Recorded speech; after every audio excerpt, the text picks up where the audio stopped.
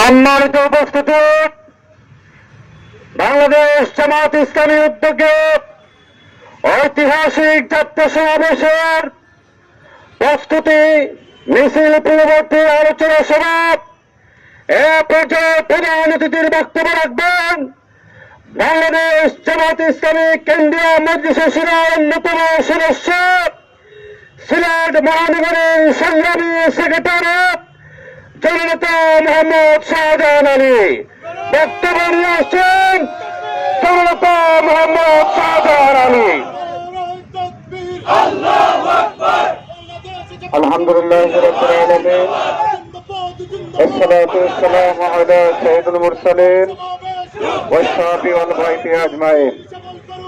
أعوذ بالله من الشيطان الرجيم. بسم الله الرحمن الرحيم. বাংলাদেশ জামাত ইসলামী কর্তৃক আয়োজিত আগামী 19 জুলাই ঢাকার শরীয়তী উদ্যানে জাতীয় সমাবেশকে বাস্তবায়নের লক্ষ্যে বাংলাদেশ জামাত ইসলামী কোতোয়ালী পশ্চিম থানা কর্তৃক আয়োজিত প্রচার মিছিল পূর্ববর্তী সমাবেশের সংগ্রামী সভাপতি জামাত ইসলামী সিলেট মহানগরীর মজলিসে শুরার অন্যতম সদস্য, কোতোয়ালী পশ্চিম থানার সংগ্রামী আমির জননেতা জনাব মোহাম্মদ আজিজুল ইসলাম বিশেষ অতিথি হিসাবে উপস্থিত রয়েছেন এই দেশের গণমানুষের সংগঠন জামাত মনোনীত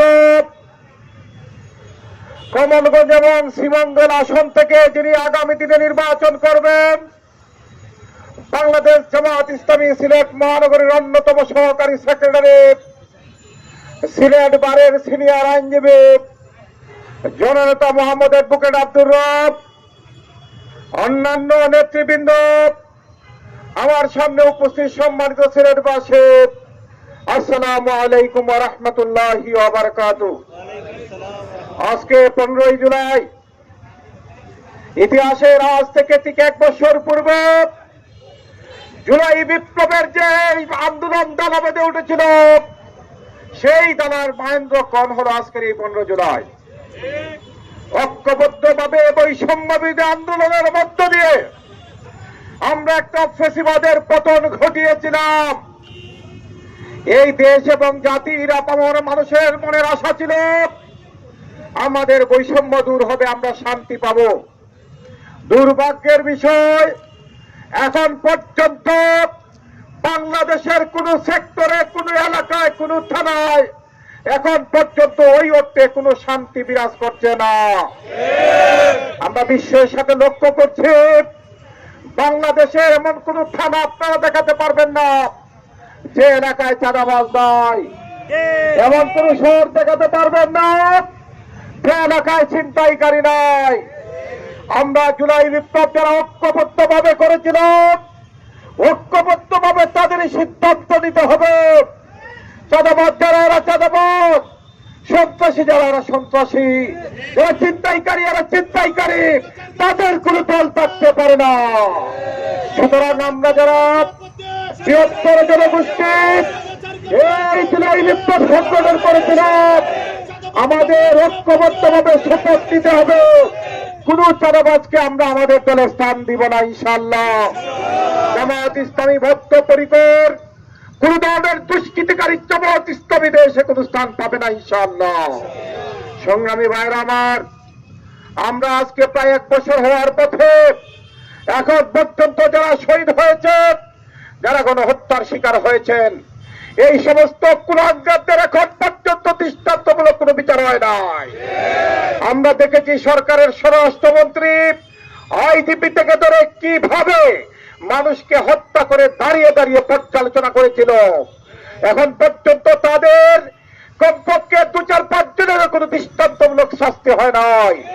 সুতরাং আমরা যদি জাতি হিসাবে বাংলাদেশের ঐক্যবদ্ধ না হই, তাহলে এদের বিচার আমরা কোনোভাবেই বাস্তবায়ন করতে পারবো না। এর জন্য দল মত নির্বিশেষে জামাত ইসলামীর পক্ষ থেকে আগামী 19 জুলাইয়ের যে সমাবেশ, এটা গণহত্যার সেই সুষ্ঠু বিচারের সমাবেশ। নাম্বার 2, আমাদের অনেক প্রত্যাশা ছিল, আমাদের অনেক স্বপ্ন ছিল এই দেশ বৈষম্য বিরোধী আন্দোলনের মধ্য দিয়ে মানুষের মানবিক অধিকার প্রতিষ্ঠিত হবে, কিন্তু এখন পর্যন্ত মানুষ তার অধিকার পায় নাই। এখন পর্যন্ত আমরা দেখছি প্রশাসনের কিছু সংখ্যক লোকজন এখন পর্যন্ত সেই ফেসিবাদের দূষর হয়েই বসবাস করছে। এরা বর্ণচোরা বিভিন্ন জায়গায় যখন মানুষ ক্ষতির সম্মুখীন হয়, ক্ষতিগ্রস্ত হয়, হামলার শিকার হয়, তখন কিছু সংখ্যক প্রশাসনের লোকজন সার দিয়ে মাছ ডাকার ব্যবস্থা করে। আমরা তাদেরকে চিহ্নিত করব, আগামী দিনে তাদেরও বিচার আবার করতে হবে ইনশাআল্লাহ। সংগ্রামী ভাইরা আমার, জামায়াত ইসলামী দেশে কিছু পাওয়ার জন্য কোনো রাজনীতি করে না। জামায়াত ইসলামী বিগত 53 বছরে 2 জন মন্ত্রী পেয়েছে, কমপক্ষে 50 জন এমপি পেয়েছে। তারা নির্বাচিত হওয়ার পরে তাদের সম্পদের কোনো বৃদ্ধি ঘটে নাই।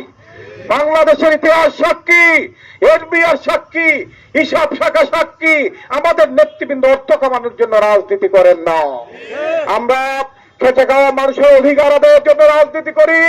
আমাদের এই রাজনীতি বৃহত্তরভাবে সামনের দিকে এগিয়ে যাবে ইনশাআল্লাহ। আমাদেরকে গালি দিয়ে উত্তেজিত করে আমাদের এই সুমান আদর্শকে কখনো একটা মুহূর্তের জন্য থমকে দেওয়া যাবে না ইনশাআল্লাহ। বিগত 17 বছরে ফেসিবাদকে আমরা যেভাবে মোকাবেলা করে এই আন্দোলন সংগ্রামে রাজপথে টিকেছিলাম, আগামী দিনে আমরা আমাদের এই স্বার্থতা আদায়ের জন্য আরো বৃহত্তর কর্মসূচি হাতে নিয়ে মাঠে ময়দানে টিকে থাকবো ইনশাআল্লাহ। আপনারা আজকের এই প্রচার মিছিলকে সফল করার জন্য, সার্থক করার জন্য যারা এখানে উপস্থিত হয়েছেন প্রত্যেকের প্রতি আমার আন্তরিক কৃতজ্ঞতা জানিয়ে আমার কথা এখানে শেষ করছি। আল্লাহ হাফেজ। বাংলাদেশ জিন্দাবাদ, বাংলাদেশ জামাত ইসলামী জিন্দাবাদ। আসসালামু আলাইকুম ওয়া রাহমাতুল্লাহি ওয়া বারাকাতুহু।